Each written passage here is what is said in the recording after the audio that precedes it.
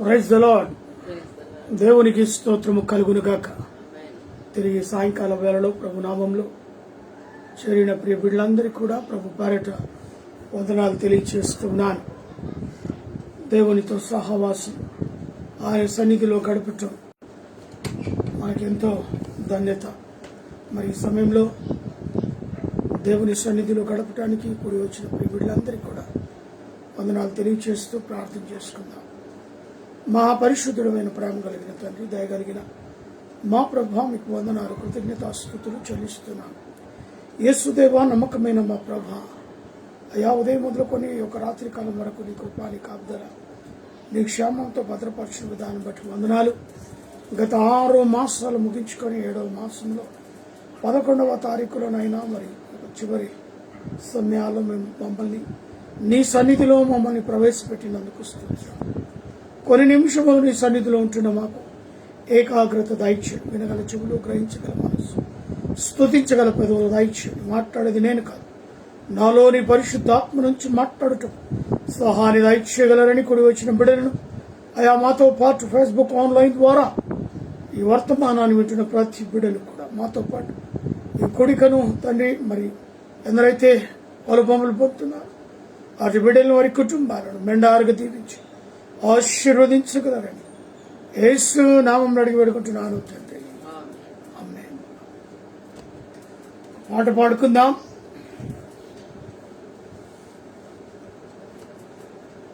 జుంటితే దారల కన్నా యేసునా మీ మధురం, యేసయ్య సన్నిధినే మరువజాలను. జుంటితే ధారల కన్నా యేసు నామమే మధురం, యేసయ్య సన్నిధినే మరువజాలను. జీవిత కాలమంతా ఆనందించదా, యేసయ్యనే ఆరాధించదా. జీవిత కాలమంతా ఆనందించదా, యేసయ్యనే ఆరాధించదా. జుంటితే ధారల కన్నా యేసు నామమే మధురం, యేసయ్య సన్నిధినే మరువజాలను. యేసయ్య నామమే బహు పూజనీయము, నాపై దృష్టి నిలిపి సంతృష్టిగా నన్ను ఉంచి. యేసయ్య నామమే బహు పూజనీయము, నాపై దృష్టి నిలిపి సంతృష్టిగా నన్ను ఉంచి.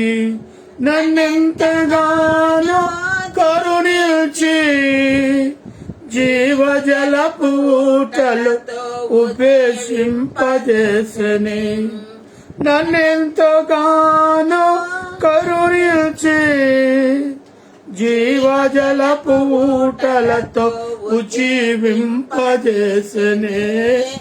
జుంటితే ధారల కన్నా యేసు నామమే మధురం, యేసయ్య సన్నిధినే మరువజాలను. యేసయ్య నామమే బలమైన దుర్గము, నా తోడై నిలిచి క్షేమముగా నన్ను దాచి. యేసయ్య నామమే బలమైన దుర్గము, నా తోడై నిలిచి క్షేమముగా నన్ను దాచి. నన్నెంతగానో ప్రేమించి పవిత్ర లేఖనాలతో ఉజీవింపజేసని. నన్నెంతగానో ప్రేమించి పవిత్ర లేఖనాలతో ఉజీవింపజేసనే. జుంటితే ధారల కన్నా యేసు నామమే మధురం, యేసయ్య సన్నిధినే మరువజాలను. యేసయ్య నామమే పరిమళ తైలము, నాలో నివసించే సువాసన గణను మార్చి యేసయ్య నామమే పరిమళ తైలము. నాలో నివసించి సువాసన గణను మార్చి నన్నెంతగానో ప్రేమించి విజయోత్సాహాలతో ఊరేగింపజేసునే.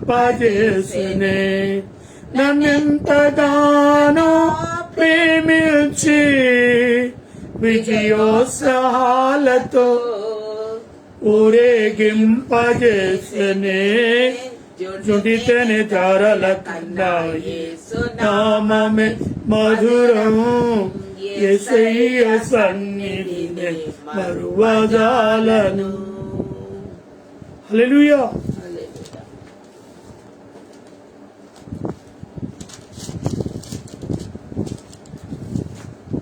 దేవుని వాక్యాన్ని ధ్యానిద్దాం కొన్ని నిమిషములు. మత్తయి సువార్త 5వ అధ్యాయము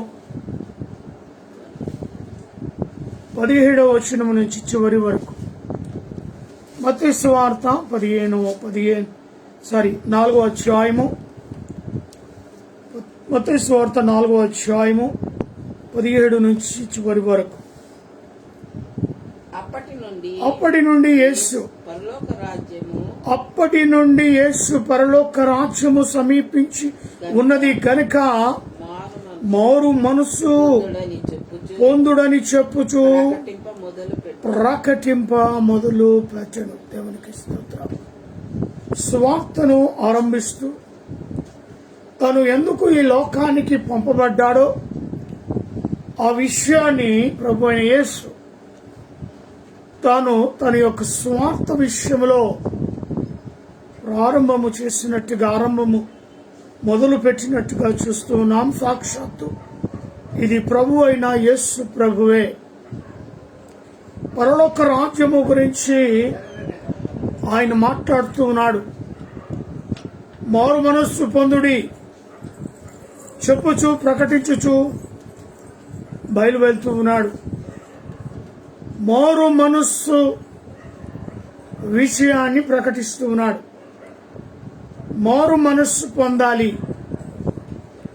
ప్రతి వారు పరలోక రాజ్యము కొరకు ఇహలోక సంబంధమైన వాటిపైన వ్యామోహముగా ఉంటున్న అనేక జన సమూహం.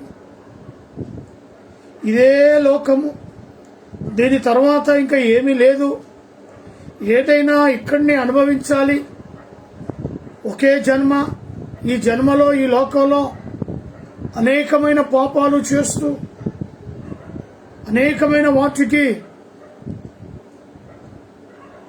బానిసలవుతూ జీవించాలని వారి వారి కోరికల్లో బ్రతుకుతూ ఉంటారు. ఇది యేసయ్య కాలంలో కూడా జరుగుతుంది. యేసయ్య కాలము నుంచి నేటి వరకు కూడా ఇంత స్వార్థ ప్రకటిస్తున్నప్పటికీ యేసయ్య తన బిడ్డలనైనా అనేకమైన తన సేవకులను లావనెత్తాడు. తనతోనే కాదు, తనతో పాటు అనేకమైన సేవకులను లేపి ఆనాడు మొదలుకొని నేటి వరకు సువార్త ప్రకటిస్తూనే ఉన్నారు.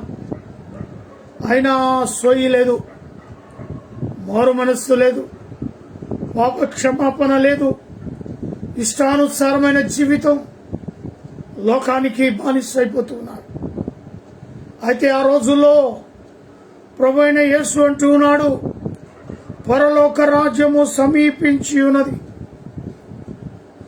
గనుక మారు మనస్సు పొందుడని చెప్పుచు ప్రకటించ మొదలు పెట్టినప్పుడు స్వార్థ విషయం పని భారము ఆరంభించినప్పుడు సేవలో ఆయన ముందుకు కొనసాగుతూ ఉన్నాడు. అనేక ప్రాంతాల్లో మారు మనస్సు నిమిత్తమై పరలోక రాజ్యము సమీపిస్తూ ఉన్నది, నీలో మారాలి, మారు మనస్సు రావాలి, ఇహలోకంలో ఇలాంటి అలవాట్లకు బానిసైపోతే ఆ రాజ్యానికి దూరం అయిపోతారు. ఆ రాజ్య ప్రవేశన మీకు లేదు అని వాక్యాన్ని బోధిస్తూ వెళుతున్నాడు. అయితే యేసు ప్రభు 18వ వచనములో అంటాడు, యేసు గలిలయ సముద్ర తీరమున నడుచుచుండగా పేతురు అనబడిన సీమోను అతని సహోదరుడైన ఆంద్రయ అను ఇద్దరు సహోదరులు సముద్రములో వేటాడుట చూచెను.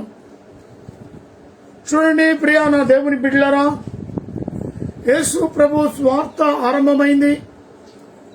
పరలోక రాజ్య సమీపము గురించి మారు మనస్సు విషయమై ఆయన ప్రకటిస్తూ సముద్ర తీరాన నడుచుచు మార్గాన వెళుతూ ఉన్నాడు.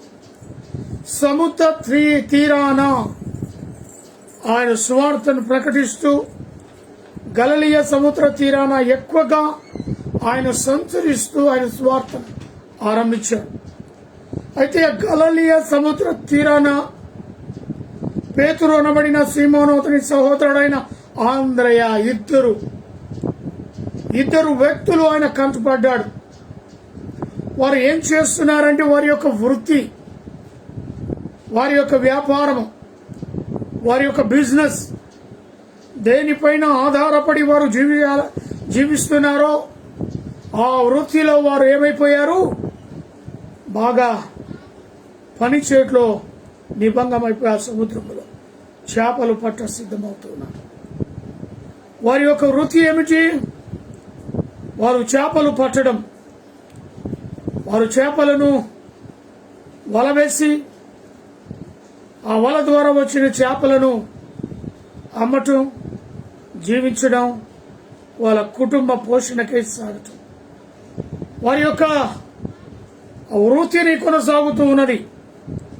వారు ఎవరు అంటే ఆంద్రయ అనబడిన ఇద్దరు సహోదరులను మనం చూస్తున్నాం, పేతురు, ఆంద్రయ. వారు ఎవరు అంటే జాలరులు, చాలా నైపుణ్యము కలిగిన వారు. చేపలు ఏ విధంగా పట్టాలో, చేపలను ఏ విధంగా వలవేసి పట్టాలో వారికి తెలుసు. ఆ చేపల వ్యాపారము, ఆ చేపలను ఏ రీతిగా పట్టుకొని వాటిని వ్యాపారం చేయాలో ఆ ఇద్దరి సహోదరులకు నైపుణ్యము కలిగిన వ్యక్తులుగా ఉన్నారు. వారికి చదువు లేదు. నా ప్రియ సహోదరుల గమనించు, వారు అన్యులుగా ఉన్నారు, చేపలు పట్టువారుగా ఉన్నారు. వారి వస్త్రధారణ కూడా ఫుల్ఫిల్ గా లేదు. వారి యొక్క వస్త్రాలను మనం గమనించినట్లయితే చేపలు పట్టు వారి వస్త్రాలు ఏ విధంగా ఉంటాయి? వారు సుట్టు బుట్టు వేసుకుంటారా? ఒక చిన్న గోసి కట్టుకొని మరి సముద్రంలో బయలుదేరుతూ ఉంటారు. వారికి షర్ట్ ఉండదు, ప్యాంట్ ఉండదు, ఒక చిన్న జాంగ లాంటిది వేసుకొని వారు గోసి కట్టుకొని చేపలకు బయలుదేరుతూ ఉంటారు. వారి యొక్క జాలర్లు కాబట్టి వారు వారి యొక్క పనుల్లో చాలా నైపుణ్యము కలిగిన వ్యక్తులుగా వారి వ్యాపార దాంట్లో చాలా బిజీగా ఆ గలిలయ సముద్ర తీరాన ప్రభు వస్తూ ఉన్నాడు. వారిని గమనించారు. అయితే వారు జాలరులని ప్రభుకు తెలిసింది. 19వ వచనం, ఆయన నా వెంబడి రండి, నేను మిమ్మల్ని మనుషులు పట్టు వారలుగా చేతునని వారితో చెప్పాను. ఏంటి వాళ్ళ యొక్క వ్యాపారం ఏమిటి? వారు చేసే పని ఏంటి? వారు జాలరులు. వారు సముద్రంలోనే ఉండాలి. వారి జాలర్ పని చేయాలి. బయటికి వస్తే వారికి ఏం తెలియదు. అటువంటి వారిని ప్రభు అంటున్నాడు. నా ప్రియ సహోదరుని, ఈరోజు కూడా చాలా మంది ప్రభు సేవలో ఉన్నతమైన చదువులు చదివిన వారు ఉన్నారు. ఏ చదువు లేకపోయినా అంగోటి చాప్, ఏ చదువు లేకపోయినా అలాంటి పేతురు, ఆంద్రయ లాంటి సేవకులు కూడా నేటి సేవకుల్లో ఉన్నారు. చదువు ప్రాముఖ్యం కాదనేది, చదువుతో పరలోక రాజ్యమును మనము బయలుపరచలేము, కానీ చదువు లేకపోయినా పరలోక రాజ్యము గురించి మనం వివరించవచ్చు, మారు మనస్సు నిమిత్తమై ప్రకటించవచ్చు అనేది జాలరులను దేవుడు పట్టుకున్నాడు. వారి యొక్క జాలరులను పక్కన పడేసి మీరు నన్ను వెంబడించండి అన్నాడు. దేవునికి స్తోత్రం కలుగును గాక. ఈరోజు మంచి వ్యాపారం చేస్తున్న నీవు, మంచి డాక్టర్ పోస్టుగా ఉన్న నీవు, లాయర్ పోస్టులో ఉన్న నీవు, మంచి ఇంజనీర్ పోస్టులో ఉన్న నీవు, మంచి వ్యాపారం చేస్తున్న నీవు నీ పోస్టును వదలగలుగుతావా? దేవుని పిలుపును అందుకోగలుగుతావా? దేవుని పిలుపుకు లోబడి ఉంటావా? వీటినన్నిటిని వదిలిపెట్టి నువ్వు రా నా వెంబడి అని దేవుడు ఒకవేళ నీతో మాట్లాడితే నువ్వు సిద్ధమా? ఒకసారి ఈ రాత్రి నువ్వు ప్రశ్నించు. దేవుడు ఈ రాత్రి నీతో మాట్లాడవచ్చు. నా ప్రియ సహోదరి, సహోదరుడా, నువ్వు నాకు కావాలి, ప్లీజ్ కమ్, నువ్వు నన్ను వెంబడించు, నాతో నువ్వు రా, నువ్వు నన్ను వెంబడించు అని ప్రభు నీతో సూటిగా మాట్లాడితే యు ఆర్ రెడీ? నువ్వు రెడీగా ఉన్నావా? లేదు, అయ్యా నా ఉద్యోగంలో నేను ఉంటాను, నాకు అనేకమైన బిడ్డలు ఉన్నారు, నా వ్యాపారం చాలా ముందుకు వెళ్తుంది, నేను రాలేను అని అంటావా? ఆంధ్రయ్య, పేతురు, ఆంధ్రయ్య వీళ్ళు కూడా మంచి వ్యాపారస్తులే, వీరు కూడా జాలర్లే, వీరు కూడా మంచి బిజినెస్ మ్యాన్సే. వారు చేపలు పట్టుట్లో నైపుణ్యం కలిగిన వ్యక్తులు, కానీ వారికి సూటు లేదు, బూటు లేదు, చదువు లేదు, సందే లేదు, పట్టేది వ్యాపారం ఒకటే తెలుసు జాలర్లు. అయినా సముద్ర తీరాన వెళ్తున్న యేసు మాట విన్నారు. యేసు వారిని పిలిచాడు, అయ్యా మీరు నన్ను వెంబడించుడి, నువ్వు సిద్ధమా? వారు సిద్ధమయ్యారు. వారి చేతిలో ఉన్న బలను విడిచిపెట్టారు. చూడండి, మిమ్మల్ని మనుషులు పట్టు జాలరులుగా చేతులని చెప్పాను. వెంటనే వారు తమ వలలు విడిచిపెట్టి ఆయనను వెంబడించి దేవునికి స్తోత్రం కలుగునుగాక. ఎంతకాలము నుంచి వర్తమానాన్ని వింటున్నావు? ఎంతకాలము నుండి యేసుక్రీస్తు సువార్తను, పరలోక రాజ్యము సమీపించుచున్నది, మారు మనసు పొంది నీవు మాతో కూడా భాగస్థుడవు కా అని దైవజనుల ద్వారా దేవుడు నీతో మాట్లాడినప్పుడు ఎంతకాలము నుంచి వర్తమానాన్ని వింటూ ఉన్నావు? ఆ వర్తమానానికి లోబడ్డావా? యేసు మాటకు లోబడ్డావా? యేసు అడుగు జాడల్లో నడుస్తున్నావా? యేసు నిన్ను పిలిచినప్పుడు ఆ పిలుపుకు లోబడి ఆయనను వెంబడించావా? గమనించు. మీరు ఆల్రెడీ బిజినెస్ చేస్తున్నారు. వీళ్ళు ఆల్రెడీ గలిలయ సముద్ర ఆ యొక్క సముద్రంలో వలలు వేయటానికి వాళ్ళు కూర్చున్నారు. ఆ వలలతో సిద్ధంగా ఉన్నారు. యేసు ప్రభు పిలువంగానే మీరు రండి, నన్ను వెంబడించండి. అయ్యా మరో మాట మాట్లాడారా? ఎదురు ప్రశ్నించారా? ఆయనతో మేము రామని చెప్పారా? మాకు బట్టలు లేవు, మా వస్త్రధారణ సరిగా లేదు, మేము చదవలేదు, అయ్యా మా వ్యాపారం ఇదే, మేము దీన్ని విడిచిపెట్టి నిన్ను వెంబడించలేము. మరో మాట యేసయ్యకు సమాధానంగా ఇచ్చారా? ఇక్కడ మనం గమనించినట్లయితే వెంటనే అనే పదాన్ని మనం చూడగలుగుతాం. వెంటనే, తక్షణమే, పిలుపు నోటి నుంచి రాగానే తక్షణమే వెంటనే వారు తమ వలలు విడిచిపెట్టి ఆయనను వెంబడించి ఉన్న పాటగా. నువ్వైతే ఆలోచన చేస్తావు. ఎందుకని? అప్పటికే నువ్వు 1 లక్ష, అప్పటికే 50,000, అప్పటికి 40,000 సార్లు తీసుకుంటున్నా. నీవు అంత ఈజీగా రాగలుగుతావా? ఏమనంటే 1.5 లక్ష జీతం, ఏమంటే రాత్రింబగలు కష్టపడుతున్నా 2 లక్షల సార్లు రాగలుగుతావా? అనేకమైన ప్రశ్నలు, అనేకమైన క్వశ్చన్స్ నిన్ను పట్టి పీడించడం, అవి నీతో మాట్లాడడం ఆరంభిస్తాయి. యేసు మాటను పక్కన తోసేస్తాయి, యేసు పిలుపును పక్కన తోసేస్తాయి. ఆ 2 లక్షల రూపాయలు, ఆ 1 లక్ష రూపాయలు, 1,50,000 రూపాయలు, 50,000, 30,000 జీతాలు నీ ముందు కనబడుతూ ఉంటాయి.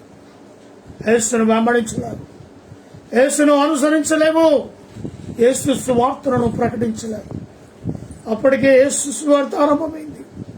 ఆయనకు శిష్యులు కావాలి, ఆయనను వెంబడించేవారు కావాలి, ఆయనను అనుసరించేవారు కావాలి, ఆయన సువార్త ప్రకటించేవారు కావాలి. నువ్వు రెడీయా? ఒకవేళ ఆ పిలిపే యేసయ్య ఈరోజు నీతో మాట్లాడుతున్నాడు. ఆ రోజు వారితో మాట్లాడిన మాటనే పేతురు, ఆంద్రయ్య అయ్యా వారితో పలకరింపే సూటిగా నీతో మాట్లాడుతున్నాడు. ఈరోజు ఆయన పరిచర్యకు రా అంటాడు. నువ్వు ఉన్న పాటలో రావడానికి సిద్ధమా? ఆయన పరిచర్యలో నీ వంతుగా నీ ప్రయాసం ఉన్నదా అడుగుతాడు. వినలే బ్రదర్, ఎవరు నాతో చెప్పలే బ్రదర్ అనడానికి వీలు లేదు. అందుకే వారు వెంటనే వారు తమ వలలు విడిచిపెట్టి ఆయనను వెంబడించి, ఆయన అనగా యేసయ్యను వెంబడించి ఆయన అక్కడి నుండి వెళ్లి జెబెదయి కుమారుడైన యాకోబు, అతని సహోదరుడైన యోహానును అను వారి ఇద్దరిని సహోదరులను తమ తండ్రి అయిన జెబెదయి దోణిలో తమ వలలు బాగు చేయుచుండగా చూచి వారిని పిలిచెను. వెంటనే వారు తమ దోణెలను తమ తండ్రిని విడిచి పెట్టి ఆయనను వెంబడించారు. ఇక్కడ ఈ యొక్క పేతురు, ఆంద్రయ్యలో జరిగింది వేరు. అదే ఇక్కడ మరి ఇద్దరిని మనం చూస్తున్నాం. జెబెదయి కుమారులు యాకోబు, యోహాను విషయంలో వీరిద్దరు కూడా అదే వ్యాపారం చేస్తున్నారు. వీరిద్దరు కూడా వారి యొక్క తండ్రి జెబెదయి, వారి కుమారులే ఈ యొక్క యాకోబు, యోహాను వాడు. వీరిద్దరు కూడా తండ్రి దగ్గర ఆ యొక్క మరి ఆ వలలు వేస్తూ వారి యొక్క వృత్తిని చేస్తున్నారు. అది జాలరుల యొక్క వృత్తి. ఇంకా వీరు కూడా చేపలు పట్టువారే. సో ప్రభు వారిని కూడా పిలుస్తూ ఉన్నాడు, నన్ను వెంబడించండి, ఫాలో మీ, నా దగ్గర రండి, నా వెంబడి మీరు నడవండి అన్నప్పుడు ఆ ఇద్దరిని మీరు గమనించండి.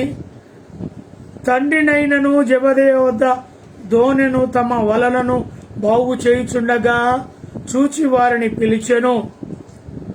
అప్పుడు వెంటనే వారు తమ దోణెను తమ తండ్రిని విడిచిపెట్టి, దోణెలను తన యొక్క తండ్రిని విడిచిపెట్టి, వెంటనే వారు తమ దోణెలను తమ తండ్రిని విడిచి ఆయనను వెంబడించి దేవునికి స్తోత్రము కలుగునుగాక.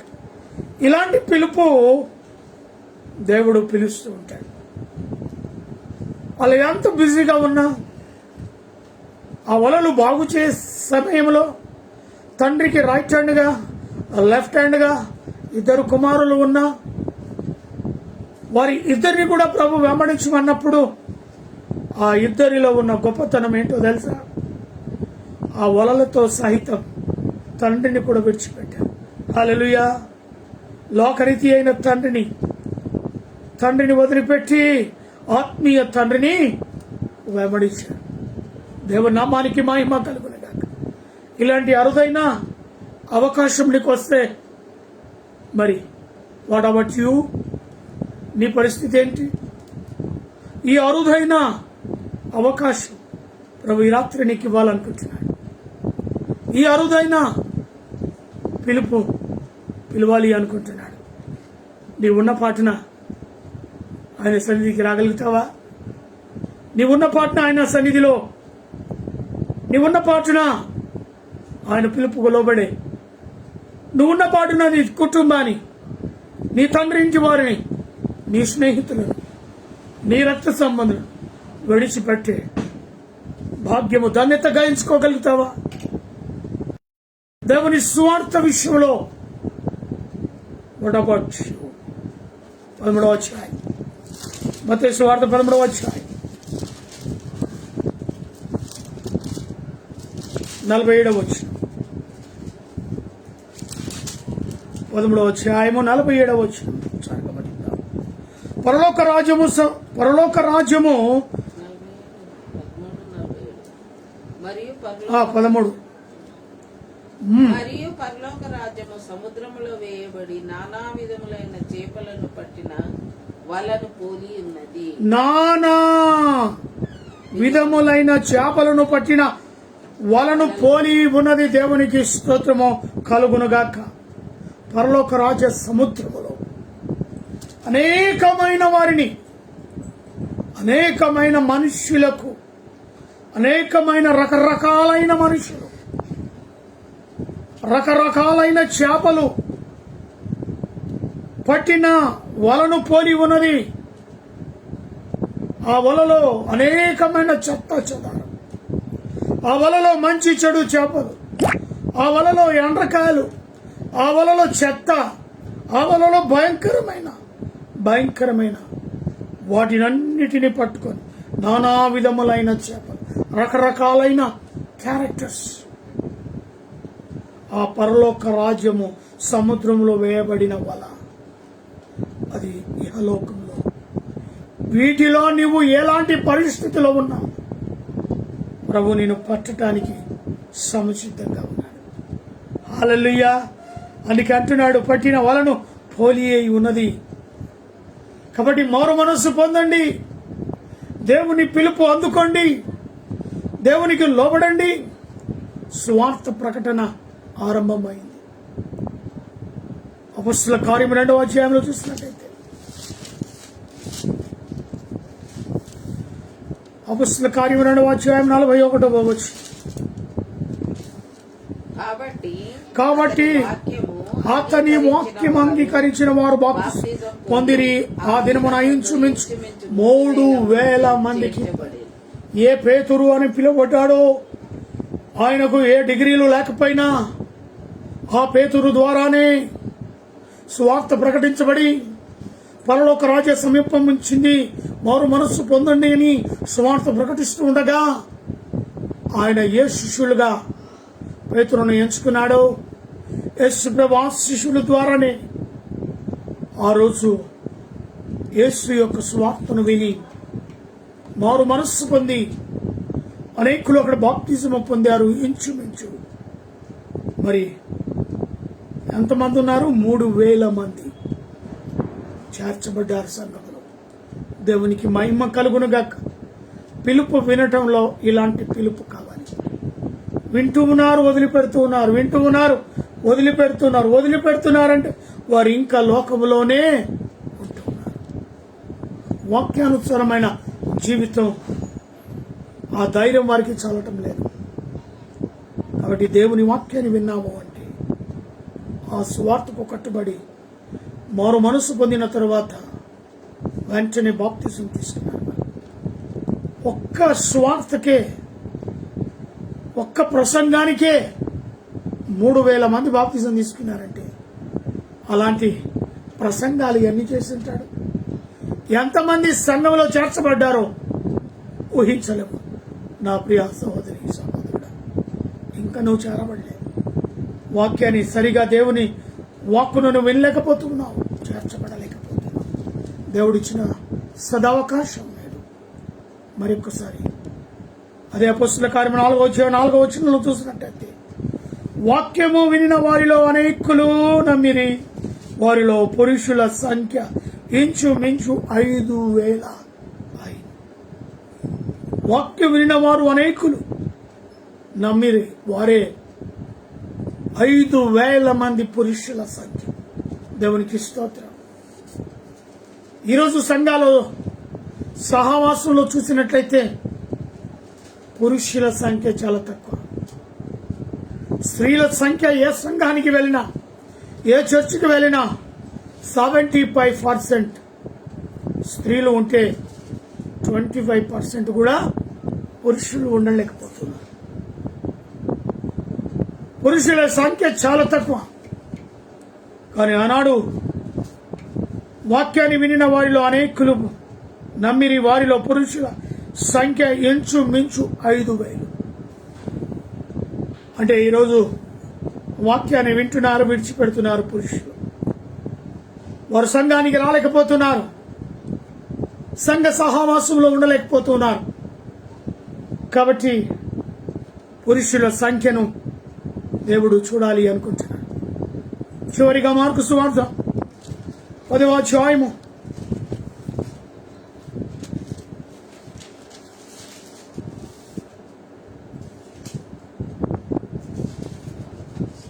28వ వచనం. పేతురు, ఇదిగో మేము సమస్తమును విడిచిపెట్టి నిన్ను వెంబడించితిమని ఆయన దేవునికి స్తోత్రం. పిలుపు ఇది కావాలి. పేతురు అంటున్నాడు, ఇదిగో పేతురు మేము సమస్తమును విడిచిపెట్టి, నిన్ను వెంబడి తండ్రిని విడిచిపెట్టాడు, వలను విడిచిపెట్టాడు, తన సహోదరులను, తన రక్త సంబంధులను, బంధుమిత్రులను, తండ్రి ఇంటి వారిని. ఇదిగో పేతురు అంటున్నాడు, మేము సమస్తము విడిచిపెట్టి నిన్ను వెంబడించితమని ఆయనతో చెప్పసాగాను. ఇలాంటి సాక్ష్యం నీకున్నదా? ఇలాంటి గొప్ప సాక్ష్యమును కలిగి ఉన్నవా? ఈ రాత్రే ప్రశ్నించుకో. నిన్ను నీవే ఏకాంతంలో ప్రశ్నించుకో. నిజమే, ప్రభు నాతోనే మాట్లాడాడు. పేతురు, ఆంద్రేయ, జబదయ్య కుమారులతో మాట్లాడినది నువ్వు నాతో మాట్లాడుతున్నాడు. పేతురు చెప్పినట్టుగా ఆ ప్రశ్నకు సమాధానం నా దగ్గర ఉన్నదా? సంవత్సరాన్ని విడిచిపెట్టి నిన్ను వెంబడించి తెలియని నాతో ఆయనతో చెప్పే సమాధానం నాలో ఉందా? నీ పిలుపుకు లోబడ్డాను, మంచి వ్యాపారంలో ఉన్నాను, 5 లక్షలు నెలకు 3 లక్షలు సంపాదించే హోదాలో ఉన్నాను, ఇదిగో వాటిని విడిచిపెట్టాను.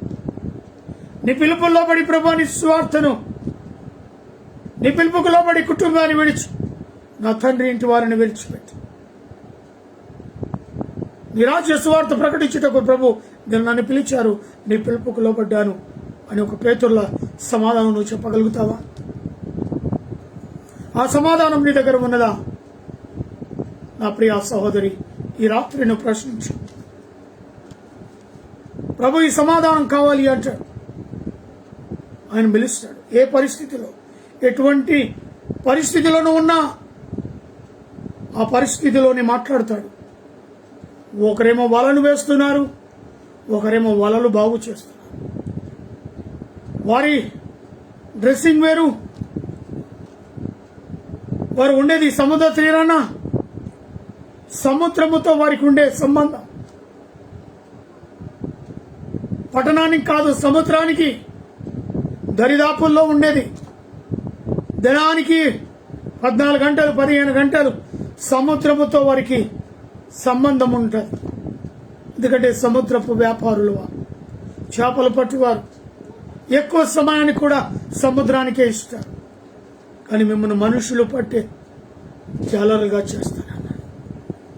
ఆ జాలరులే కదా అనేకమైన చేపలను పట్టి వలలుగా తయారు చేశాడు. ఏ వలలనైతే విడిచిపెట్టారో అదే వలల ద్వారా వారిని తయారు చేశాడు కదా. ఒకరు ప్రసంగిస్తే 3000 మంది రక్షించబడ్డారు. అదే పేతురు మాట్లాడుతుంటే రాత్రే ఇంచుమించు పురుషుల సంఖ్య 5000 మంది. నీతో కూడా మాట్లాడాడు కదా ప్రభు.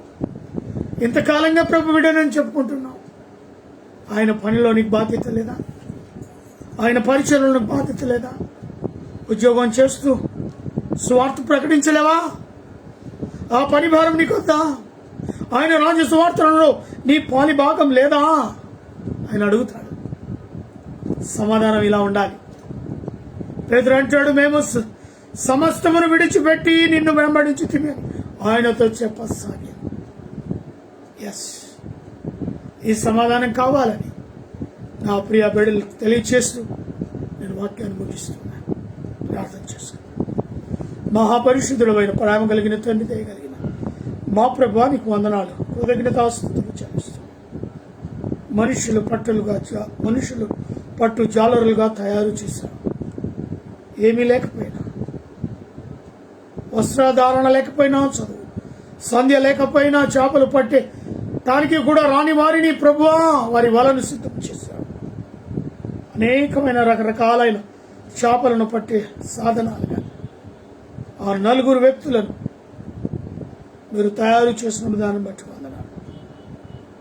వారు కూడా అంతే నమ్మకంగా వారి పనిపాటులో ముందుకు నీ మాటకు లోబడి నీ పిలుపునందుకొని నిన్ను వెంబడించి అనేకులను రక్షణ వైపు మారు మనసు బాప్టిజము పొందే స్థితిలోకి అనేకులను సంఘములో చేర్చి మహాశక్తిని పరిశుద్ధాత్మను పొందుకొని అనేకులను తండ్రి సంఘములోనికి తిరపగల శక్తి సామర్థ్యాన్ని దయచేసి అది కేవలం నీ ఒక్కరికి మాత్రమే సాధ్యం.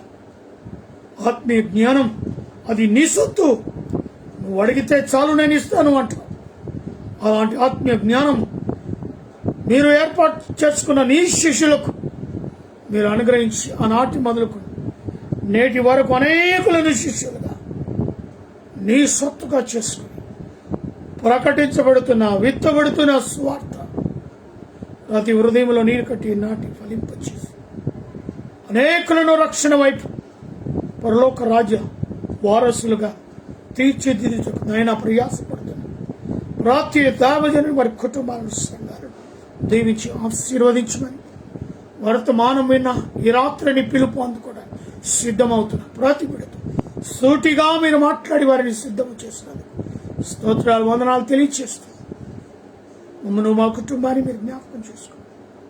మా బంధుమిత్రులను, స్నేహితులను, క్లాస్మేట్స్, మా యొక్క రక్త సంబంధులను, తండ్రి ఇంటి వారిని, తల్లి ఇంటి వారిని అందరినీ కూడా నేను రెక్కల కింద భద్రపరచు.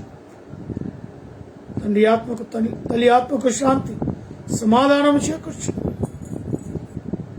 మా ఆత్మకు కూడా శాంతి సమాధానం.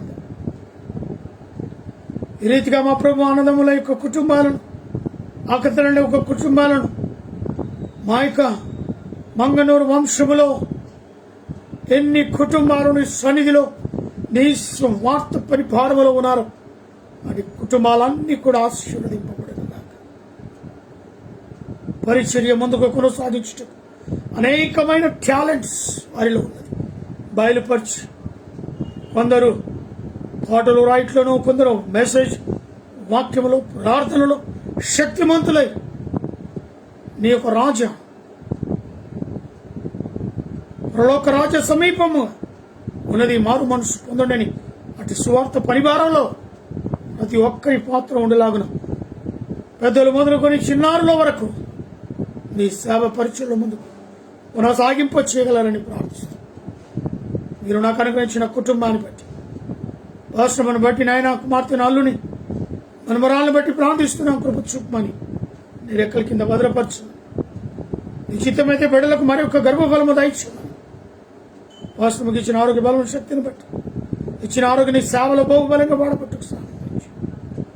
ప్రత్యేకంగా మా ప్రభు బిడ్డలు లేక 13 సంవత్సరాలుగా గర్భఫలము లేక ప్రాంతంలో రిక్వెస్ట్ అడిగిన జోన్స్ తన యొక్క సతీమణి ఈ రాత్రే మీరు బిడ్డను ముట్టమని, మీరిచ్చు గర్భఫలానికి వారిని వారసులుగా నిలబెట్టమని నేను ఆశ్రమ ద్వారా వారిని ఆశీర్వదించమని, వారి లోపాలను సరిచేసి గర్భఫలము దయచు ప్రార్థిస్తున్నాను. వారి కుటుంబాన్ని జ్ఞాపకం చేసుకోండి. అదే రీతిగా తల్లిదండ్రులైన బిడ్డలను, అనాథులను జ్ఞాపకం చేసుకోండి. విధవరాళ్లను జ్ఞాపకం చేసుకోండి. ఈ సన్నిధిలో ప్రార్థిస్తున్నాను. మా దేశ రక్షణ కొరకై మరి పరిపాలిస్తున్న దేశ నాయకులను ఆశీర్వదించి, మా యొక్క దేశ సరిహద్దులు ఉన్న మిలిటరీ వారిని, పోలీసు వారిని, పారిశుద్ధ కార్మికులను, ప్రెస్ వారిని, ఆయా హాస్పిటల్లో పనిచేస్తున్న డాక్టర్, నర్సులు, నాయకులను ప్రతి ఒక్కరిని దీవించి నీ రెక్కల కింద భద్రపరచు. మా యొక్క దేశంలో జరుగుతున్న యుద్ధాలను ఆపేయమని, తుఫానులను ఆపేయమని, సీజన్లో వచ్చి వ్యాధులను కంట్రోల్ చేయమని, కరోనా లాంటి జబ్బులను తీసేయమని ప్రార్థిస్తున్నాను. గర్భఫలం లేక, ఉద్యోగాలు లేక అటు బిడ్డలను జ్ఞాపకం చేసుకోండి. వివాహం కొరకు సిద్ధమవుతున్న బిడ్డలు, అదే రీతి ఈరోజు జన్మదినము, వివాహ దినములు జరుపుతున్న బిడ్డలను మెండారుగా దీవించు. పాలిచ్చు వారిని, కరుణైన వారిని జ్ఞాపకం చేసుకోండి. Heart problem, liver problem, kidney problem, మోకాల నొప్పి, అరికాల నొప్పి, బీపీ, షుగర్ లాంటి జబ్బులతో బాధపడుతుంది. స్వస్థత, విడుదల యేసు నామములో కలుగునుగాక.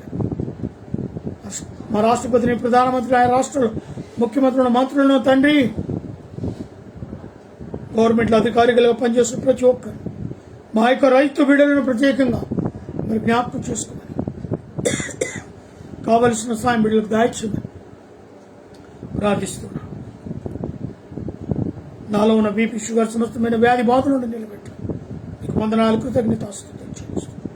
ఏకేటవలో నివసిస్తున్న ప్రతి కుటుంబాన్ని, కుషాగూడ డేపులో పనిచేసిన తోటి వర్కర్ ప్రతి బిడ్డను పేరు దీవించి ఆశీర్వదించమని, మా యొక్క బామడుతులను, మడదలను, వద్దలను బట్టి వారికి అనుగ్రహించి, మారలను, కుమార్తె, అల్లులను, కోడలను, మనమండను, మనమరాళ్ళను బట్టి నాని యొక్క పేరెంట్స్, తన యొక్క తల్లిని, తండ్రిని, తమ్ముని, చెల్లిని, భావనాలు వేసిన బిడ్డలను బట్టి ప్రార్థిస్తాను. రాత్రికాల ఆశీర్వాదం, దీవెన దయచేయండి. లైవ్ లో పాలు పంపులు పొందిన ప్రతి కుటుంబాన్ని పేరు పేరును దీవించి ఆశీర్వదించగలరు. యేసు నామములో అడిగి పెట్టుకుంటున్నాను తండ్రి. మన తండ్రి అయిన దేవుని ప్రేమ, కుమారుడైన యేసుక్రీస్తు కృప, పరిశుద్ధాత్మక అన్యోన్య సహవాసం, ఆయన సన్నిధి కూడిన మనకును సకల ప్రజలకు ఎప్పుడునూ ఎల్లప్పుడూ సదాకాలము తోడై నిడై ఉండునుగాక. Amen. Amen. Praise the lord. Hallelujah.